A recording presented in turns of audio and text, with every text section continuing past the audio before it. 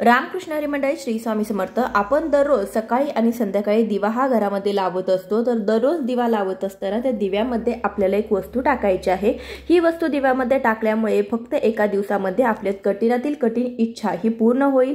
घरातील सर्व दुःख, दारिद्र्य, अडचणी, दोष हे सर्व काही दूर होईल। त्यासोबतच 7 पिढीचे दारिद्र्य सुद्धा नष्ट होईल आणि घराची अगदी भरभरून प्रगती होईल। तर असा हा एक उपाय तुमच्यासोबत आज मी आजच्या व्हिडिओमध्ये शेअर करणार आहे।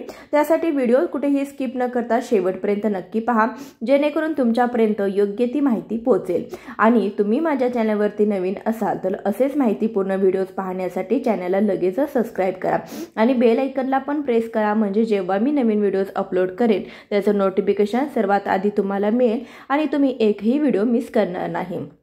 आपल्या हिंदू धर्मामध्ये जेव्हा आपण आपल्या देवांची पूजा करतो तेव्हा दिवा हा लावत असतो। सकाळी किंवा संध्याकाळी दोन्ही वेळेला किंवा इतर कोणतेही प्रकारचं शुभ कार्य असेल, कोणतीही सेवा आपण जेव्हा करत असतो, उपाय करत असतो, तेव्हा सुद्धा दिवा हा लावत असतो। कारण दिवा हा प्रकाशाचं आणि ज्ञानाचं प्रतीक आहे आणि पूजेमध्ये दिव्याला विशेष महत्त्व दिलं जातं। जर आपण दिवा प्रज्वलित न करता पूजा किंवा उपाय किंवा सेवा केली तर ती पूजा किंवा सेवा किंवा उपाय जे आहे तर ते लागू होत नाही। ती पूजा किंवा सेवा देवापर्यंत पोहोचत नाही आणि म्हणूनच आपण दिवा प्रज्वलित करून ती सेवा, उपाय आणि पूजा करत असतो। तेव्हाच आपली सेवा जी आहे, उपाय जी आहे, पूजा जी आहे तर ती देवापर्यंत पोहोचत असते। त्यानंतर देवी देवता हे आपल्यावरती प्रसन्न होत असतात। आपल्या सर्व अडचणी सुद्धा दूर होत असतात। एवढेच नाही तर ज्योतिषशास्त्रामध्ये दिव्याला एक सकारात्मकतेचं प्रतीक मानलं गेलं आहे। दारिद्र्य दूर करण्याचं साधक सुद्धा मानलं गेलं आहे। म्हणूनच आपल्याला हा जो उपाय करायचा आहे, दिवा स्वतः प्रज्वलित होऊन दुसऱ्याला प्रकाशित करत असतो। दिवा हा तेजाने एकटेपणाची आणि असहाय्यतेची, त्याचप्रमाणे भीतीची जाणीव जी आहे तर ती सुद्धा दूर करत असतो। आपले मन उत्साहित आणि प्रसन्न करत असतो। त्याचमुळे घरामध्ये दिवा हा लावला जातो आणि घरामध्ये दिवा लावल्यामुळे घरातील व्यक्तीचे संकट जे आहे ते सुद्धा दूर होत असते।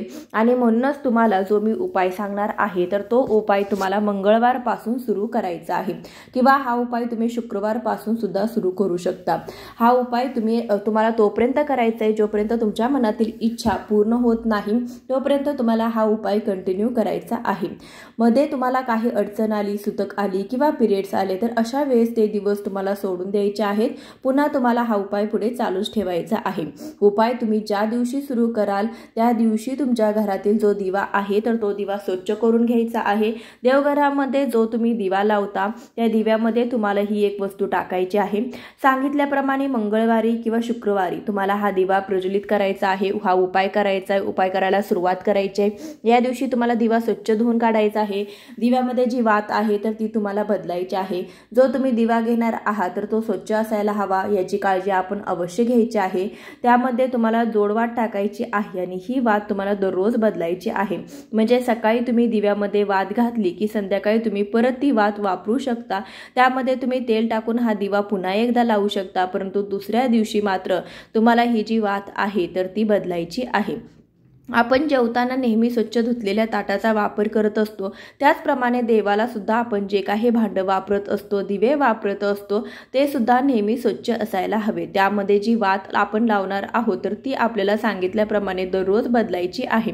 दिव्यामध्ये तुम्हाला अशी कोणतीही वस्तू टाकायची आहे तर त्या दिव्यामध्ये तुम्हाला एक अखंड लवंग, अखंड वेलची आणि अखंड तांदूळ टाकायचा आहे। आता तो कधी टाकायचा आहे तर शुक्रवारी सपोज तुम्ही हा उपाय करणार आहात तर सकाळी तुम्हाला लवकर उठायचं आहे, स्नान करायचं आहे, दिवा स्वच्छ धुवून घ्यायचा आहे।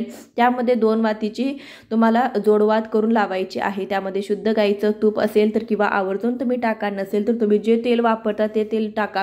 कोणत्याही प्रकारची सेवा करत असतो तेव्हा आपण शुद्ध गाईच्या तुपाचा वापर केला पाहिजे।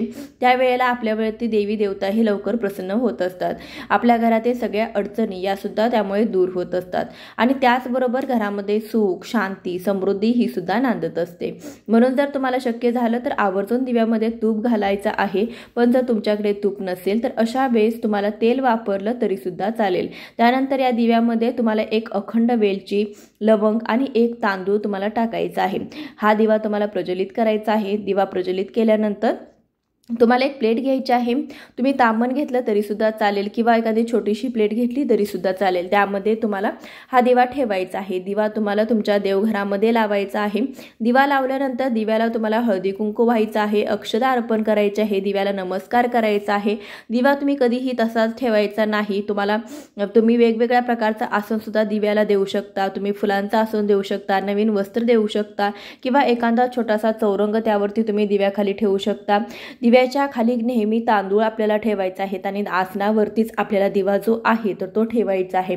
तुमच्या देवघरातील दिवा असेल तरी देखील त्या दिव्याच्या खाली आपल्याला थोडेसे का होईना तांदूळ हे अवश्य ठेवायचे आहेत। हा उपाय तुम्हाला कंटिन्यूली करत राहायचा आहे जोपर्यंत तुमच्या मनातील इच्छा पूर्ण होत नाही। आता सकाळी तुम्हाला या दिव्यामध्ये त्या 3 वस्तू टाकल्या तर संध्याकाळी तुम्हाला दिव्यामध्ये फक्त तेल किंवा तूप घालायचं आहे आणि या वस्तू तुम्हाला तशाच ठेवायच्या आहेत। हा दिवा तुम्हाला संध्याकाळी पुन्हा प्रज्वलित करायचा आहे। दिव्याला पुन्हा संध्याकाळी हळदी कुंकू अक्षता अर्पण करायचे आहे। दिव्याला तुम्हाला नमस्कार करायचा आहे, माता लक्ष्मीचं नामस्मरण करायचं आहे, त्यानंतर तुमच्या कुलदेवीचं सुद्धा नामस्मरण करायचं आहे आणि तुमच्या मनातील जी काही इच्छा आहे तर ती इच्छा तुम्हाला व्यक्त करायची आहे। तुम्हाला जर शक्य असेल तर तुम्ही दररोज सकाळी किंवा संध्याकाळी जेव्हा तुम्हाला वेळ मिळेल तेव्हा तुम्ही गायत्री मंत्राची 1 माळ जप करायचा आहे। एका वेळेला लक्ष्मी अष्टकम म्हणायचं आहे, श्री सुक्तम सुद्धा तुम्हाला 1 वेळेला पठण करायचं आहे। तर हे जर तुम्हाला सेवा ज्या सांगितलेल्या आहे तर त्या सेवा तुम्ही सकाळी किंवा संध्याकाळी जेव्हा तुम्हाला शक्य होईल त्यावेळेस तुम्ही करू शकता। त्यानंतर हा दिवा तुम्हाला लावायचा आहे। दुसऱ्या दिवशी सकाळी उठल्यानंतर त्यातली वात तुम्हाला काढून घ्यायची आहे, वात तुम्हाला पुन्हा नवीन लावायची आहे। त्या 3 वस्तू ज्या टाकलेल्या आहेत तर त्या 3 वस्तू सुद्धा तुम्हाला काढून घ्यायच्या आहेत आणि पुन्हा 3 वस्तू सांगितल्याप्रमाणे नवीन टाकायचे आहेत। हा दिवा तुम्हाला प्रज्वलित करायचा आहे। आता या ज्या वस्तू आपण काढलेल्या आहेत त्या वस्तू तुम्हाला एका डब्यामध्ये साठवून ठेवायच्या आहेत। हा उपाय तुम्हाला जास्तीत जास्त 21 दिवस करायचा आहे, कमीत कमी 11 दिवस तुम्हाला हा उपाय करायचा आहे। तुमची इच्छा 11 दिवसाच्या आतच जर पूर्ण झाली तर 11 दिवसापर्यंत तुम्हाला ही सेवा करायची आहे। तुमची इच्छा समजा 21 दिवसामध्ये पूर्ण झाली तर 21 दिवस तुम्हाला हा उपाय कंटिन्यू करायचा आहे। पण जर समजा तुमची इच्छा ही 21 किंवा 11 दिवसाच्या आत पूर्ण झाली तरी सुद्धा तुम्हाला हा उपाय कंटिन्यू असा 11 किंवा 21 दिवसच चालू ठेवायचा आहे। हा उपाय केल्यामुळे तुमच्या मनातील कठीणातील कठीण इच्छा ही पूर्ण होईल। यामुळे तुमच्या सगळ्या अडचणी या सुद्धा दूर होतील, घरामध्ये सुख शांती समृद्धी नांदेल आणि घरातलं सर्व दुःख दारिद्र्य हे सुद्धा नष्ट होईल।